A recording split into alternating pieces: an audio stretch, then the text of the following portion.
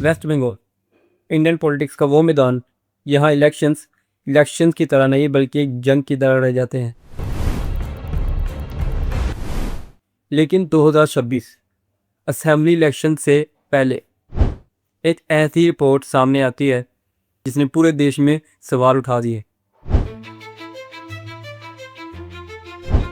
91 lakh voters को voters की list में से हटा दिया जाता है।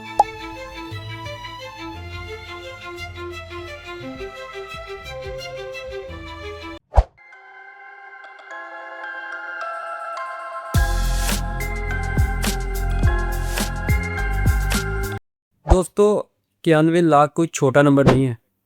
ये वेस्ट बंगाल की पॉपुलेशन का 10% है। किसी स्टेट की पॉपुलेशन का 10%, जिसे अगर हम इसको कंपेयर करें स्विट्ज़रलैंड की पॉपुलेशन से, तो स्विट्ज़रलैंड की पॉपुलेशन इसके बराबर भी नहीं है। तो क्या ये सच में एक SIR थी और या फिर इसके पीछे कोई पॉलिटिकल एजेंडा है? और आज हम जानेंगे SIR ज़रूरी क्यों है। लेकिन इसके को समझने से पहले हमें सबसे पहले ये समझना होगा कि SIR होता क्या है, जो पूरे मामले की जड़ है। SIR यानी स्पेशल इंटेंसिव रिवीजन। ये हर बार जब भी सेंटर या स्टेट के इलेक्शन होते हैं उससे पहले करवाई जाती, जिसका मकसद वोटर लिस्ट को अपडेट करना होता है, जिसको हम समरी रिवीजन भी कहते हैं। ये हर एरिया के BLOs घर घर जाकर वेरिफिकेशन करते हैं, जिसका मकसद वोटर लिस्ट को अपडेट करना होता है, जैसे मैंने पहले बताया आपको। लेकिन सवाल उठता है, अभी क्यों? वेस्ट बंगाल में 2002 के बाद से अब वोटर लिस्ट को अपडेट किया जा रहा है। तो सवाल उठता है, अभी क्यों? दरअसल BJP और ओपोजिशन लीडर शुवेंदु अधिकारी का ये कहना है कि वोटर लिस्ट पोल्यूटेड है। उनका मानना यह है कि वोटर लिस्ट में फेक वोटर्स की संख्या काफ़ी ज़्यादा है, जिनके मुताबिक डेड वोटर्स, डिफ़ॉल्टर्स और इलीगल इमिग्रेंट्स भी शामिल हैं, जिसके चलते इलेक्शन कमीशन ऑफ इंडिया ने 700 से ज़्यादा जुडिशियल ऑफिसर्स की देखरेख में ये मैसिव क्लीन अप करवाया गया।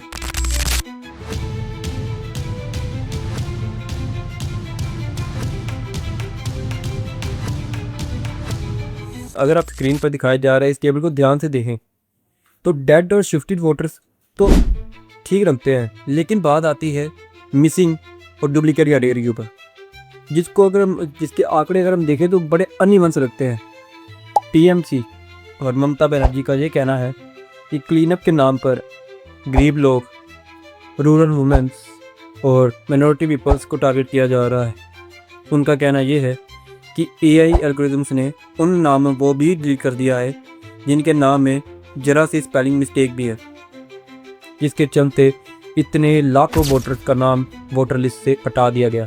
उन्होंने ये दावा किया कि AI ने जिनकी माइनर मिस्टेक्स भी थी उनको डुप्लीकेट कहकर वोटर लिस्ट से हटा दिए। अब ये तो बात हो गई इसके पूरे केस की। अब आते हैं इसके पॉलिटिकल एंगल पर। इस केस पर ममता बनर्जी का ये बयान है, उन्होंने इलेक्शन कमीशन को सीधी वार्निंग दी। उनका कहना यह है कि BJP डिजिटल कॉन्स्पिरेसी कर रहा है, क्योंकि वो TMC को ग्राउंड लेवल पर हरा नहीं सकता। उन्होंने अपने ऑफिशियल्स को ये कहा है कि जिन लोगों के नाम इस AI एरर की वजह से हटाए गए हैं उनको दोबारा फॉर्म भरने के लिए कहा जाए और उनको दोबारा वोटर लिस्ट में ऐड ऑन किया जाए। जिसके जवाब में BJP का ये कहना है कि दीदी इसलिए परेशान है क्योंकि उनका फेक वोटर्स बैंक ख़त्म हो रहा।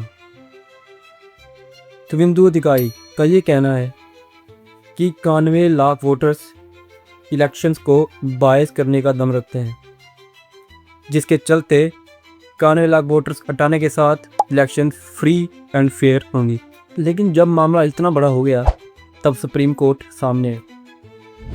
सुप्रीम कोर्ट में 34 लाख लोगों ने अपील फाइल की है कि उनका नाम किसी कॉन्स्पिरेसी या किसी कारणवश से वोटर लिस्ट से काट दिया गया।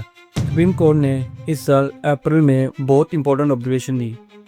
सुप्रीम कोर्ट ने इलेक्शंस को तो नहीं रोका, लेकिन सुप्रीम कोर्ट ने कहा कि आप किसी सिटीजन का राइट टू वोट का अधिकार किसी सॉलिड रीजन के बिना नहीं छीन सकते। इलेक्शन कमीशन को 34 लाख अपील्स जो सुप्रीम कोर्ट को रिसीव हुई हैं उनका जवाब देना होगा। अगर वो जवाब देने में फेल होती हैं तो सुप्रीम कोर्ट उनके ऊपर एक्शन ले सकता है, और अगर अपील सही पाई जाती हैं तो जो सप्लीमेंट्री लिस्ट ऑफ वोटर्स होती है उसको जारी रखा जाएगा और वोटर्स उस लिस्ट के ज़रिए वोट डाल सकेंगे। तो अब सवाल उठता है इसका कंक्लूजन क्या निकलता है। देखिए, डिजिटल प्रीनअप जरूरी है, लेकिन जब सवाल 91 लाख वोटर्स का हो और सभी के सभी घोस्ट वोटर्स डिक्लेयर कर दिए जाए तो ये मामला काफ़ी ज़्यादा सीरियस हो जाता है। ये कोई सीधा as a straightforward case नहीं बनता। 91 लाख वोटर्स बहुत बड़ा आंकड़ा होता है। अब हर एक पार्टी की अपनी अपनी राय है कि नहीं, हमने ये क्लीन अप इसलिए किया, हमें फेक वोटर्स का डाउट था, हमें वेस्ट बंगाल से वे फेक वोटर्स हटाने थे वगैरह वगैरह, काफ़ी ज़्यादा एलिगेशन आएंगे। लेकिन सवाल ये बनता है कि उनमें से कितने एलिगेशन सच साबित होते हैं। ग्राउंड लेवल पर ऐसे कई केस सामने आए हैं जिनमें कि एक परिवार के 4 मेंबर होते हैं, जिनमें से 2 के नाम बिना किसी वजह के वोटर लिस्ट में से काट दिए जाते हैं और उनको वजह भी नहीं पता होती कि मेरा नाम और हमारे फैमिली के नेम क्यों काटेंगे वहाँ, जिनको गोस्ट वोटर डिक्लेयर कर दिया जाता है। और ये होता भी तभी है जब इलेक्शन आ जाते हैं। इलेक्शन से पहले कोई वोटर लिस्ट की बात नहीं करता। ऐसे टेक्निकल ग्लिचेस देश की डेमोक्रेसी के लिए एक खतरा। वेस्ट बंगाल 2026 के इलेक्शंस सिर्फ रास्ता बनाने के लिए नहीं है, बल्कि ये प्रूव करने के लिए होंगे कि हमारा इलेक्टोरल सिस्टम बिना किसी बायस के काम कर रहा है। अगर आपको मेरी वीडियो से कोई वैल्यू मिली हो तो इसको अपने फैमिली और फ्रेंड्स के साथ ज़रूर शेयर कीजिए। Thank you.